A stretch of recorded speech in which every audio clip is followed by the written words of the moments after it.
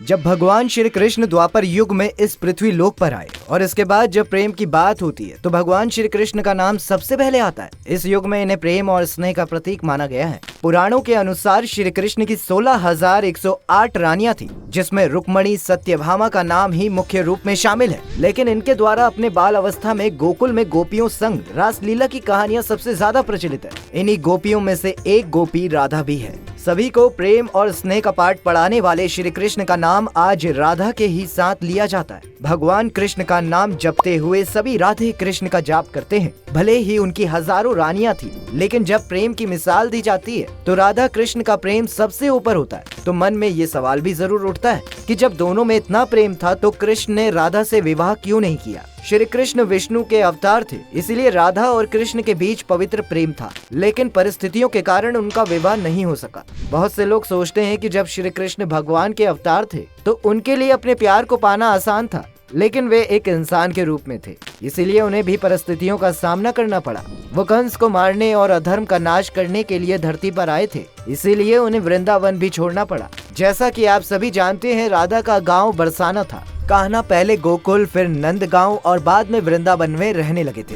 वृंदावन में ही राधा और कृष्ण का प्रेम पनपा। कहते हैं कि बचपन का प्रेम भुलाए नहीं भूलता। गोकुल महावन कस्बे के निकट रावल गांव के मुखिया वृषभानु गोप एवं कीर्ति की पुत्री के रूप में राधा रानी का प्राकट्य जन्म हुआ था। राधा रानी पूरे बरसाने की लाडली थी। राधा का जिक्र महाभारत और भागवत पुराण में भी नहीं मिलता है, लेकिन राधा का जिक्र पद्म पुराण और ब्रह्म वैवर्त पुराण में जरूर मिलता है। वृंदावन में कृष्णा के रहने के दौरान ही वृषभान की बेटी राधा उनकी प्रिय मित्र बन गई। वो बचपन से ही एक दूसरे के करीब रहे। वे एक साथ खेले, नृत्य किए, लड़े, बड़े हुए और हमेशा साथ रहना चाहते थे, लेकिन ऐसा नहीं हो सका। हालांकि जब कृष्ण को अपने धार्मिक कार्य और सांसारिक मामलों में लौटना पड़ा तो उन्होंने राधा को वृंदावन में छोड़ दिया। राधा अपने कृष्ण की प्रतीक्षा करती रही। हिंदू धार्मिक पुराणों के अनुसार भगवान श्री कृष्ण जब वृंदावन छोड़कर जा रहे थे तब उन्होंने राधा को वचन दिया था कि वो लौटकर जरूर आएंगे और उनसे विवाह करेंगे, लेकिन ऐसा ना हो सका।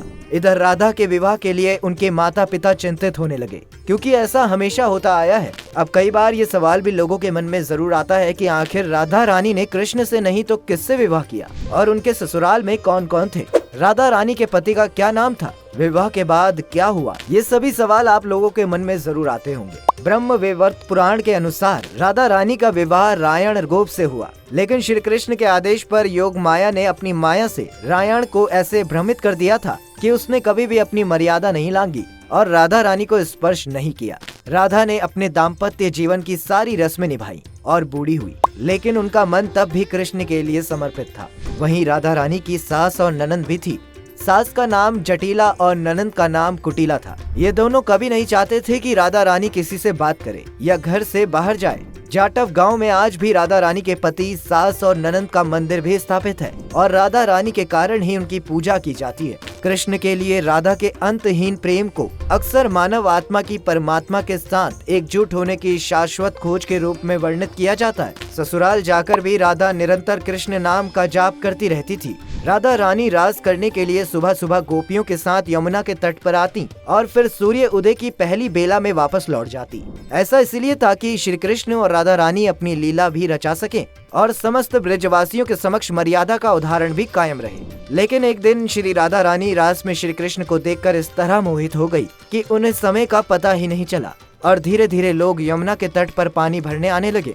अन्य किसी का तो उन पर ध्यान नहीं गया, लेकिन ऐसा कहा जाता है कि राधा रानी की ननंद ने उन्हें श्री कृष्ण के साथ देख लिया था और यह देखकर उनकी ननंद कुटिला ने इस बात को जाकर अपने माता पिता और भाई को बता दिया। अब ये सभी लोग राधा रानी के माता पिता और नंद बाबा एवं यशोदा मैया के पास जा पहुँचे। वहाँ एक गोपी भी मौजूद थी, जिसने ये सारी बातें सुनी और तुरंत जाकर राधा रानी को बतला दी।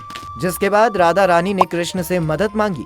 तब श्री कृष्ण ने राधा रानी को बचाने के लिए माँ काली का रूप धारण किया और राधा रानी के सामने प्रकट हो गए।